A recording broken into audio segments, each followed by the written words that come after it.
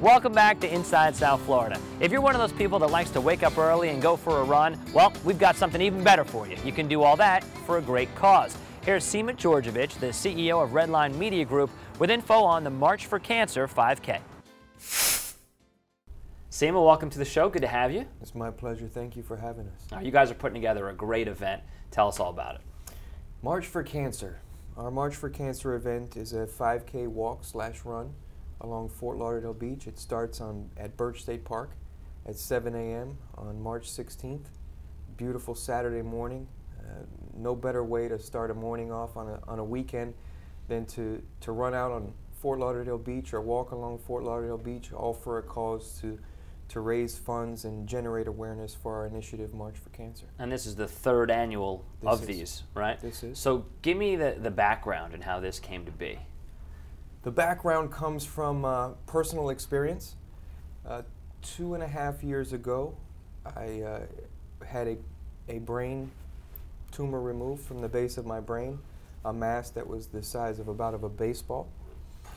And it was a very interesting and enlightening experience for me, and really was motivated by the experience.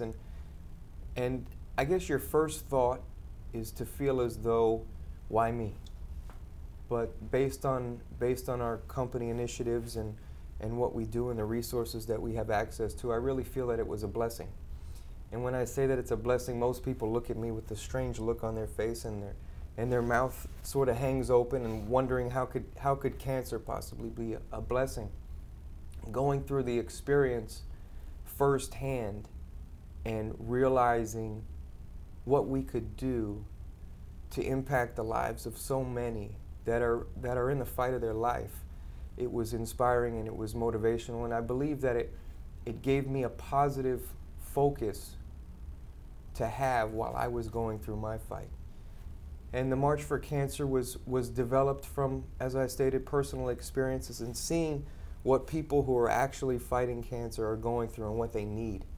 This is not an initiative to find a cure or to build a facility or to try to get doctors together to come up with a magic potion or a formula that will save the lives. It's an initiative that was developed to motivate and inspire and keep those fighting cancer in a positive mindset.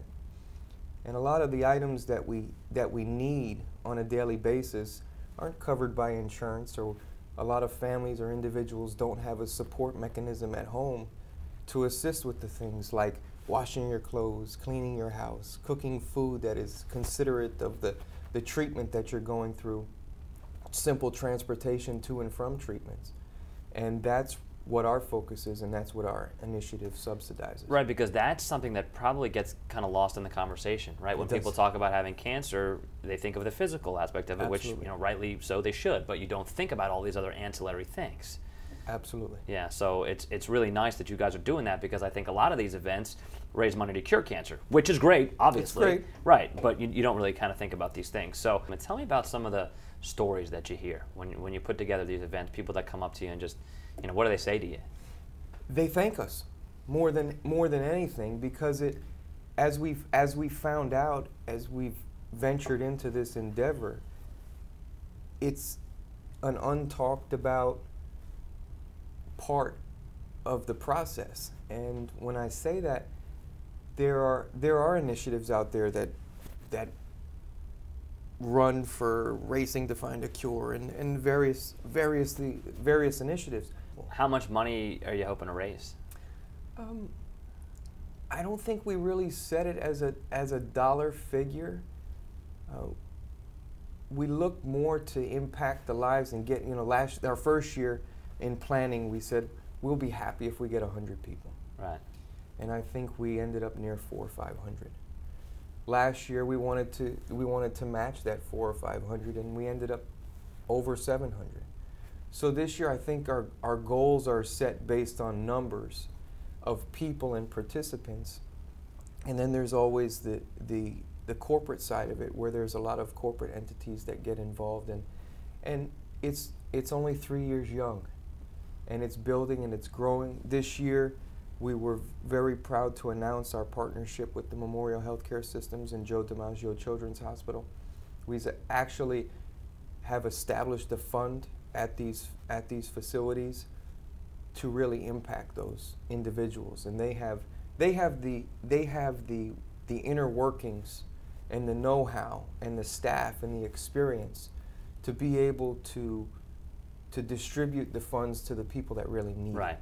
Yeah. They have caseworkers that work day in and day out, hands-on with these individuals and these families to know really who is qualified by need to receive these subsidies. And then from your end, when you put together an event like this, I would imagine an extra benefit is just kind of the spirit of community, where somebody shows up and they're dealing with a loss or they're sick themselves and maybe they just don't have a support system, but they show up to this race and there are hundreds of people like them in similar situations.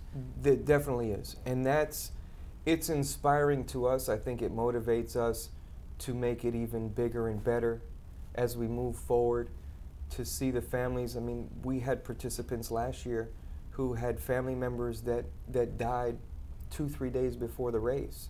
And they were motivated at the last minute. You know what, I'm going to go out and I'm going to participate in this event because I want to be a part of building the legacy of the March for Cancer and impacting the lives at the very grassroots level, at the base level, where it really matters. The most important thing, as I went through treatment, was more than the medicine, is really having faith that I was going to make it through and having the right mindset, and being up and ready for the fight and for the challenge.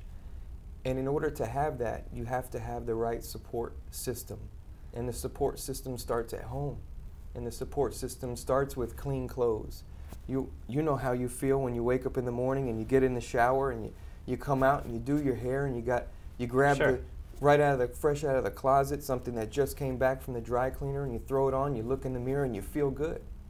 If you feel good, it motivates you. It gives you the drive that you need, and that's what we're looking to make an impact. Give people those fresh, clean clothes. Give them a nice environment, clean environment at home, because you don't have the strength to go home and do house cleaning when you're done with treatment. Give you meals that are going to build up the proteins, the level of proteins you need to fight through the treatment.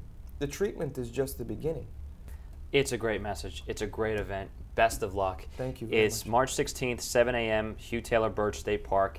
And if people want to become part of it, find out more about it, how do they do that? They can go to marchforcancer.org and log on. You can donate directly to the funds through the site, or you can register, participate in the race, and you can find out more information and how you can get involved and volunteer and come out on Saturday, March 16th and be a part of an amazing event. All right. Well, listen, best of luck. Great to see you, and we'll have you back My sometime pleasure. soon. Okay. Thank you for having us. All right.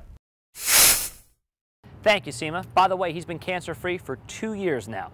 That'll do it for today's show. If you have any ideas for any things we should cover going forward, you can always just send us an email at feedback@sfltv.net. You can follow us on Facebook at Inside South Florida, and you can follow me on Twitter at Dave Azer. Hope you enjoyed the show, and I hope you enjoy the rest of your weekend. Have a great week, and we'll see you right back here, same time, same place, next weekend. Take care.